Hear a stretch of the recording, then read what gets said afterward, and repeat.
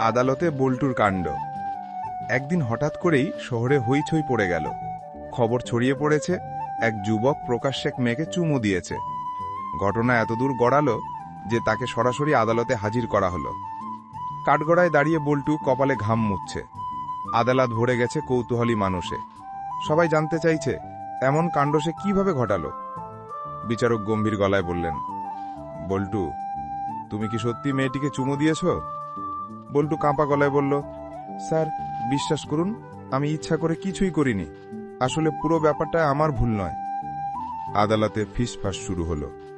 বিচারক ভ্রু কুঁচকে বললেন, তাহলে কার ভুল? বল্টু এবার একটু সাহস নিয়ে বলল, স্যার, মেয়েটি নিজেই যেন আমাকে বলে দিয়েছে।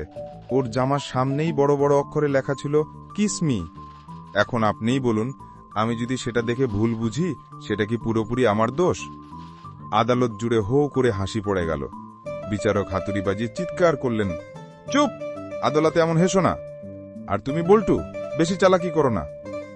বল্টু গম্ভীর মুখে বলল, না স্যার, আমি চালাকি করছি না, আমি শুধু সত্যিটাই বলছি। বরং আমার ভাগ্যকে ধন্যবাদ দিই। বিচারক অবাক হয়ে বললেন, ভাগ্যকে ধন্যবাদ দিচ্ছ কেন? কারণ আমি সামনেই দাঁড়িয়েছিলাম। যদি হঠাৎ করে পেছনে দাঁড়াতাম, তখন তো আরও বিপদ হতো। বিচারক কৌতূহলী হয়ে জিজ্ঞেস করলেন, পেছনে কি লেখা ছিল?